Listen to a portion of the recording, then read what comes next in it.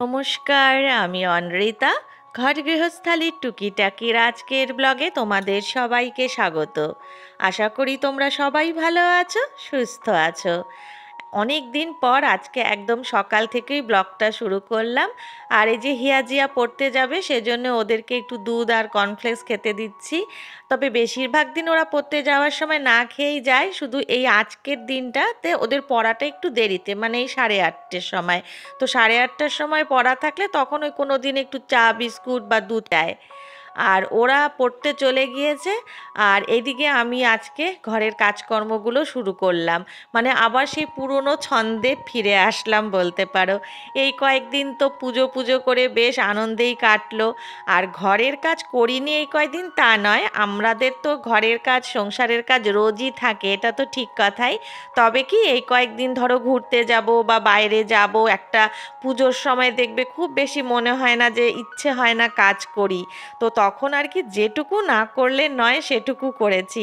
আর এই ধরো মানে টুকটাক কিছু পরিষ্কার করা বা কাচাকাচি, ওগুলো আর সেরকমভাবে করিনি। তো আজকে মনে হলো যে না, অনেক হয়েছে, এবারে আস্তে ধীরে আবার সংসারের দিকে মনটাকে বসাই। তো এই কাঁথার ওয়ারটাকে আজকে খুলে নিচ্ছি, বেশ কয়েকদিন থেকেই ভাবছিলাম যে ধোবো। আসলে দেখো, মাত্র তো গরম গেছে, কিন্তু এই গরমেও না আমার এই কাঁথাটা পুরো ব্যবহার হয়েছে গো। আসলে ওই যে এত গরম ছিল, এসি চলতো, আর এসি চললে তো গায়ে একটা কিছু দিতেই হয়। তো তখনই এই মানে কাঁথার ওয়ারটার মানে নোংরা হয়েছে, মানে এক নাগাড়ে বেশ কত মাস ইউজ হয়েছে। তো তো ওই জন্য ভাবলাম যে আজকে এগুলো ধুতে দিয়ে দেই। ওই জন্যই সকাল সকাল আগে আসলাম, যে না ওয়ারগুলো খুলে মেশিনে দিয়ে তারপরে ওদিকে রান্না বান্নাতে যাব।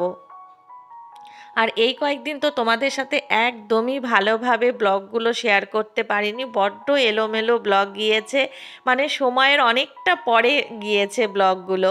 আর তোমরাও বলেছিলে যে দিদি তুমি এত দেরিতে দেরিতে ব্লগ দিচ্ছ, ভালো লাগছে না। আসলে কি করব বলো, মানে তখন না মানে আর পেরে উঠছিলাম না। আর এই যে কাঁথাগুলো নিয়ে আসলাম একটু রোদে দিতে, যে ওয়ারগুলো যখন খুললাম একটু রোদে দেই। এমনিতে তো সচরাচর এগুলো আর রোদে দেওয়া হয় না। আর যেটা বলছিলাম, যে তোমরা অনেকেই বলছিলে যে দিদি তুমি অনেক দিন পরে পরে ব্লগ দিচ্ছ, ভালো লাগছে না। আমার এক বোন তো বললো, দিদি তুমি এতদিন ব্লগ দাওনি, মনটা খুব খারাপ ছিল, এখন তুমি আবার ব্লগ দিয়েছো, আমার মনটা ভালো হয়ে গিয়েছে। এরকম অনেকে অনেক কথা বলেছো। ভালো লেগেছে এটা ভেবে যে হ্যাঁ আমি ব্লগটা দিতে পারিনি, বা সেজন্যে তোমাদের খারাপ লাগছে, বা তোমরা আমার ব্লগটা দেখতে চাও বা এটার জন্য ওয়েট করেছিলে, এটা জানতে পেরে সত্যি আমার ভালো লেগেছে। তবে খারাপ লেগেছিল এই কারণেই যে তোমাদেরকে আমি দিতে পারলাম না সময় মতন ব্লগগুলো, মাঝখানে বেশ কিছুদিন মানে ব্লগ বন্ধই ছিল। আসলে ওই যে বললাম, এই কয়েকদিন পরে হয়তো দিয়েছি, তো ব্লগগুলো দেখে নিশ্চয়ই বুঝতেই পেরেছো যে কী কারণে দিতে পারিনি। আর এখানে দেখো যে পাখি একটা বাসা করেছে, আমি খেয়ালই করিনি জানো। সেদিন সন্ধেবেলা জামা কাপড় তুলতে এসে দেখি এখানে ছোট্ট টুনটুনি পাখি বসে আছে দুটো। মানে আমি না এতদিন যে এখানে বাসটার মধ্যে পাখি বাসা বানিয়ে ফেলেছে সেটাই খেয়াল করিনি, সেদিন উড়ে গেছে জন্য বুঝতে পেরেছি। আর এই যে এখানে রান্নাঘরে এখন আসলাম, এদিকে বসিয়েছি বাঁধাকপির ঘন্ট, আর একটু ভেন্ডি ভাজা, আলু পেঁয়াজ ভাজা করেছি, আর ডিমের অমলেট করব জন্য ডিমটা ভেঙে রেখেছি, এখনো ভাজিনি। আর এখানে করেছি মুসুরির ডাল ধনেপাতা দিয়ে। আর দুপুরের জন্য ডিমের ঝোল বসিয়েছি। আর এই কয়দিন তো খাওয়া দাওয়াও খুব অনিয়ম হয়েছে, টুকটাক বাইরে খাওয়া, ঠাকুর দেখে অনেক রাতে হয়তো ফিরেছি, তার মাঝখানে আবার হিয়াজিয়াদের নাচের প্রোগ্রাম ছিল। তো সব মিলেই একেবারে এমন অবস্থা হয়েছিল যে সময় মতন কোনো কিছুই আর করে উঠতে পারিনি। তো যেটা বলছিলাম তোমাদেরকে, যে মানে আমার ব্লগগুলো যখন গিয়েছে অনেকটা পরে পরে গিয়েছে, তোমরা বুঝতেই পেরেছো যে সময়ের অনেক পরে হয়তো দিচ্ছি। সাধারণত আমি রোজের লাইফটা রোজই তোমাদের সাথে শেয়ার করি, হয়তো একদিন দুদিন পরে হয়, কিন্তু এবারেরটা অনেকটা গ্যাপে হয়ে গিয়েছিল। আর দেখতেই পেলে তোমরা ব্লগে যে কিভাবে সারাটা দিন ব্যস্ত ছিলাম ঘোরা ফেরাতে, যার জন্যে আর সময় মতন দিয়ে উঠতে পারিনি। আর আরেকটা কি জানো তো, মানে আমি তো সারাদিন কাজকর্ম করি হয়তো ভিডিওটা হয়ে যায়, কিন্তু এডিটিং করাটা হচ্ছে মানে এই ব্লগের একটা বড় পার্ট। আর এই এডিটিংটা করি আমি মেন সন্ধ্যের পরে। তো যখনই আমি বাইরে কোথাও যাই, যদি একটা সন্ধেবেলাও বাইরে যাই না, তো আমার পরের দিনের ব্লগটা তখন বাদ পড়ে যায়। এটাই হচ্ছে সব থেকে বড় সমস্যা। আর পুজোর সময় হিয়াজিয়ারা বায়না করছে ঘুরতে যাবে, তো সবার সাথে আমিও তখন যদি না যাই, তো বাড়ির সবার মন খারাপ হয়ে যাবে। যার জন্যে কিছু কিছু ক্ষেত্রে মানে আমার উপায় থাকে না। আমি জানি আমি এখন বাইরে যাচ্ছি ওদের সাথে, মানে আমি হয়তো তোমাদের সাথে পরের দিন ব্লগটা শেয়ার করতে পারবো না, কিন্তু ওই যে বললাম কোনো কোনো সময় সবার কথা ভেবে তখন নিজের কাজটাকে কিছু দিনের জন্য হলেও বন্ধ রাখতে হয়। কারণ দেখো, সত্যি কথা বলতে কি, এই যে সময়টা মানে মেয়েদের সাথে হাজবেন্ডের সাথে একটু ঘুরতে যাওয়া বা বাইরে যাওয়া, এটাই কিন্তু যখন পেছনের দিকে ফিরে তাকাবো না, এটাই কিন্তু সব থেকে ভালো একটা মেমোরি হয়ে থাকবে সবার জীবনেই সেটা। আর ওদিকে ডিমের ঝোলটা হতে থাকুক, তোমাদেরকে দেখো দেখাই আমার বাড়িতে কি কি ফুল ফুটেছে। এটা হচ্ছে তারা গাঁদা। অনেক দিন ধরে তো তোমাদের সঙ্গে এগুলো কিচ্ছু দেখানো হয়নি, মানে আমার বাড়ির কোনো খবরই তোমাদেরকে আর দেওয়া হচ্ছে না। আর আমি তো ছোট বড় সবই তোমাদের সঙ্গে শেয়ার করি, তো ভাবলাম এই ফুলগুলো আগে তোমাদেরকে দেখাই। তারা গাঁদা ফোটা শুরু হয়েছে আমার বাড়িতে, দুটো কালার ফুটেছে জানো, একটা হলুদ আর একটা কমলা। আর এখন তো নভেম্বর মাস পড়ে গিয়েছে, তাই দেখো অল্প অল্প করে নভেম্বরী ফুলও ফোটা শুরু করেছে। দুটো, এটারও দুটো কালার হয়েছে, একটা বেগুনি আর আরেকটা হচ্ছে সাদা। তবে মাত্র ফোটা শুরু হয়েছে আর কি। আর তোমাদেরকে তারা গাঁদার মধ্যে তো কাঁচা হলুদ রংটা দেখালাম, আরেকটা ফুটেছে কমলা, দাঁড়াও তোমাদেরকে দেখাচ্ছি। তবে আমার জানো তো এই কাঁচা হলুদ রংটাই সব থেকে ভালো লাগে, সেটা গাঁদা ফুলের ক্ষেত্রেও। আর এটা তো পাতলা তারা গাঁদা। তবে এই ফুলটা দেখতে খুবই সুন্দর, আর গাছগুলো এবার যা বড় হয়েছে না, তোমাদের কি বলবো, মানে মানে একদম নিচের থেকে হাত দিয়ে নাগাল পাওয়া যায় না, এতটা বড় হয়ে গিয়েছে এবারের গাছগুলো।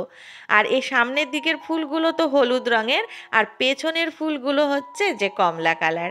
তবে কমলা কালারগুলো একটা পাপড়ির জানো, আর যেগুলো হলুদ মানে কাঁচা হলুদ, এগুলো এগুলো হচ্ছে গিয়ে তোমার দুটো পাপড়ির দেওয়া, মানে একটু ভারী ফুলটা। আর এই দিকে দেখো ফুটেছে রঙ্গন। এই রঙ্গন একেবারে থোকা ধরে ফুটেছে, এত সুন্দর লাগে না দেখতে। আর বেশ কয়েকটা থোকা ধরে এখনো কুঁড়ি হয়ে আছে, সেগুলো এখনো ফোটেনি, ওগুলোও ফুটবে। তবে দেখতে কিন্তু সত্যি খুব সুন্দর লাগে এই রংটা। দুটো রং হয়, একটা লাল, আবার কোনো কোনো বাড়িতে দেখেছি আমি একটা হালকা গোলাপি, তবে লাল রংটা আমার বাড়িতে। আর এদিকে ফুটেছে কয়েকটা পদ্ম, গোলাপি কালারের স্থলপদ্ম। তবে এই যে একটা, মানে তোমাদের না ভালো দেখাতে পারছি না। আর ওই যে দেখো এদিকে একটা, আর এখানেও ফুটেছে, আর প্রচুর কুড়ি এসেছে। তো ওই জন্য ভাবলাম যে রান্নার ফাঁকেই একবার দেখিয়ে দিই, আবার ওপরে চলে গেলে তখন আর তোমাদেরকে দেখাতে পারবো না। আর এদিকে অল্প কয়েকটা বাটা মাছ ছিল, ওটা দিয়ে একটু পেঁয়াজ দিয়ে চচ্চড়ি করে নিয়েছি। তো মোটামুটি আমার রান্না শেষ, এবারে চলো ওপরে যাই। আর কাঁথাগুলোকে আগে উঠিয়ে দিচ্ছি, কারণ ওদিকে জামা কাপড়গুলো মানে মেশিনে হয়ে গিয়েছে অবশ্য অনেকক্ষণ আগেই, কিন্তু ভাবছিলাম যে একবারে নিচের কাজটা সেরে তারপরেই ওপরে আসি। তো আগে কাঁথাগুলো সরিয়ে দিচ্ছি। আর তখন তোমাদেরকে যে কথাগুলো বলতে গিয়ে আবার রান্না বান্নায় ঢুকে গেলাম, যে যে কারণে ব্লগটা এতদিন দিতে পারিনি। তো এইটাই হচ্ছে মেন মেন কারণ, মানে পেছনের দিকে তোমাদেরকে যেটা বললাম, যে পেছন দিকে ফিরে তাকালে না, তখন কিন্তু এই দিনগুলোই মনে হবে খুব ভালো দিন ছিল, ভালো সময় ছিল। কারণ আমিও যখন আমার ছোটোবেলাগুলোর কথা ভাবি, আর মা বাবা দিদি সবাই একসঙ্গে ঘুরতে গিয়েছি, পুজো দেখতে গিয়েছি, এই সময়গুলো যখন ভাবি না, তখন মনে হয় কি সুন্দর ছিল সেই সময়টা। তো আমার মেয়েদের ক্ষেত্রেও আমি চাই যে ওরাও সেই সময়টা মানে কাটাক আমার সাথে, ওদের পাপার সাথে। এবারে শুধুমাত্র নিজের কাজের কথা ভেবে মেয়েগুলোকে বঞ্চিত করব, এটা পারলাম না। আর ইউটিউবটা না, সত্যি বলছি তোমাদেরকে, এর আগেও বহুবার বলেছি হয়তো, যে আমি কিন্তু হঠাৎ করেই শুরু করেছি, খেয়াল বসে মেয়েদের জোড়াজড়িতে। তো করতে করতে করতে করতে একটা ভালোবাসা জন্মে গিয়েছে। আর সত্যি বলতে কি আমার ভালো লাগে, ব্লগ তৈরি করতে ভালো লাগে, সুন্দর করে রিপ্রেজেন্ট করতে কোনো কিছু ভালো লাগে। তবে আমি তো ব্লগের জন্যে আলাদা করে কিছু করি না, আমার রোজের কাজকর্ম থেকে কিছু কিছু ক্লিপিং নিয়ে সেটা সবার সামনে তুলে ধরি। আর তোমাদের এত ভালোবাসা পেয়েছি যে এখন মানে ব্লগ করি আমি তোমাদের এই ভালোবাসাটার জন্যে, যে কখন তোমরা আমাকে কমেন্ট করবে আর আমি তোমাদের সাথে একটু কথা বলবো, কারণ এই ব্লগের মাধ্যমেই তোমাদের সঙ্গে আমার কথা হয়। যখন তোমরা আমাকে দিদি বলে ডাকো, কেউ বোন কেউ বন্ধু, এত ভালো লাগে যে কি বলবো। মানে এই দেশের এক এক প্রান্তে এক একজন আছো, অনেকে আছে বাইরেও আছে, দেশের বাইরে, বাংলাদেশে, বিদেশে। তো সেখান থেকেও এই একমাত্র ব্লগের মাধ্যমেই কিন্তু আমি তোমাদের সবার কাছে পৌঁছে গিয়েছি।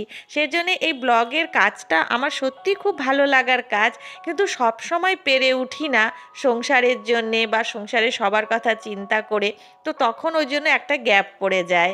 আর নিজের জন্যে তো সবসময়ই জানোই আমাদের মতন মানে বাড়ির বউ বলো কি মারা বলো, নিজের জন্য চিন্তাটা সবার পরে করি, সবার আগে হচ্ছে সবার জন্যে চিন্তা ভাবনা করা, এটাই।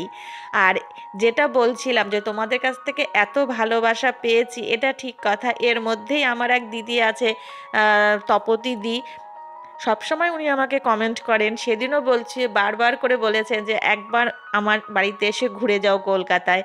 এটা কে বলতে পারে বলো? এখনকার দিনে আত্মীয় না আত্মীয়ের থেকে মুখ ঘুরিয়ে নেয়। আর সেখানে তো ওনার সঙ্গে আমার শুধুমাত্র এই ইউটিউবের মাধ্যমেই পরিচয়, এইটুকুই যা।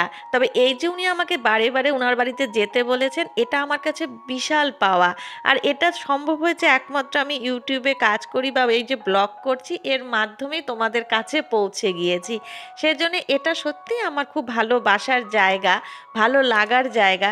কিন্তু ওই যে বললাম, আমি সবার আগে একজন মা, একটা বাড়ির বউ, কারোর স্ত্রী, তারপরে আমার নিজের কাজ, যার জন্যে না সব সময় ইচ্ছে থাকলেও পেরে উঠি না। সেজন্য তোমাদের সবাইকে বলছি, প্লিজ তোমরা কেউ আমার ওপর রাগ করো না। নিশ্চয়ই তোমরা বুঝতে পারছো যে মানে আমি কখন ব্লগ দিতে পারি না বা কোন সময় দিতে দেরি হয়ে যায়। এই জন্যই আমি হয়তো যখন তোমরা আমাকে কমেন্ট করেছো বা করো আমি তোমাদের রিপ্লাই করি। তো ভাবলাম যে একটা কথা লিখে আর কত বোঝানো যায়, ওই জন্যই আজকে ব্লগের মধ্যে তোমাদের সবাইকে সমস্তটা আমার মানে অবস্থাটা বুঝিয়ে বললাম। আর এদিকে জামা কাপড়গুলো ধোয়াও হয়ে গিয়েছিল। আমার ধোয়া মানে আজকে তো মেশিনেই দিয়েছি, তোমরা দেখতেই পেলে। তো এগুলো সব মেলে দিয়েছি, এখন মানে শুকিয়ে গেলে তারপরে এসে তুলে নিয়ে যাব। আর শুকোতে বেশি সময় লাগবে না, কারণ ওটা তো প্রায় হালকা শুকনো হয়েই গিয়েছে। আর কাঁথাগুলো নিয়ে এসেছিলাম জন্য এগুলো এখন আগে ভাঁজ করে ঘরটা গুছিয়ে রাখি। আর এই কদিন তো খালি জামা কাপড় পরে যাওয়া ছাড়া আর ভাঁজ করা এই হয়েছে। তবে এ কয়টা দিন সত্যি খুব আনন্দে কেটেছে গো। মানে এত সুন্দর সুন্দর পুজো দেখেছি, এত আনন্দ করেছি, খুব ভালো লেগেছে। এমনিতে তো এখন সত্যি কথা বলতে আমরা বাড়িতেও সবাই ব্যস্ত, আমি আমার কাজে ব্যস্ত, মেয়েরা মেয়েদের পড়াশুনোতে, হাজব্যান্ড ওর অফিস নিয়ে ব্যস্ত। এইভাবে না সবাই মিলে একসাথে সময় কাটানোটাও সত্যি এখন হয় না। কারণ একটা দিন একটা বেলা আমাদের সময় নেই যে সবার সাথে বসে কাটাবো, তাহলেই মনে হবে মেয়েদের পড়া নষ্ট হয়ে গেল। আর আমি তো যদি একটুখানি সময়ও বসে থাকি কারোর সাথে, তাহলেই আমার ব্লগ বন্ধ হয়ে যাবে, এই চলে। তো এখন যাই, গিয়ে আগে কালকে না, দুর্গা পুজোর সময় যে আমি বালিশটা পেয়েছিলাম না, এটা ফ্রি গিফটে পেয়েছিলাম, তোমাদেরকে দেখিয়েছিলাম কিন্তু। তো ওটা তো আর আনপ্যাক করা হয়নি। তো আজকে ওই জন্য ভাবলাম যে বালিশটা খুলি, দেখি ভেতরে কি ব্যাপারটা আছে। তো খোলার পরে আজকে জানবো যে কি গিফট পেয়েছিলাম, মানে ভালো না মন্দ। তবে দেখো প্যাকেটটা খোলার সাথে সাথেই কিন্তু পুরোপুরি বালিশটাতে এয়ার ঢুকে গেল, আর বেশ ভালোভাবে ফুলে গেছে। আর ওরা মানে যখন দিয়েছিল একদম এয়ারটা বের বের করা ছিল জন্য একদম পাতলা ছিল। তবে বালিশটা কিন্তু বেশ ভালোই পেয়েছি গো, এখন মনে হচ্ছে আরও দুটো পেয়েছিলাম, কেন যে নিলাম না। তো চলো আজকের মতন ব্লগটা এখানেই শেষ করছি, তোমাদের সঙ্গে দেখা হচ্ছে আবার নেক্সট ব্লগে।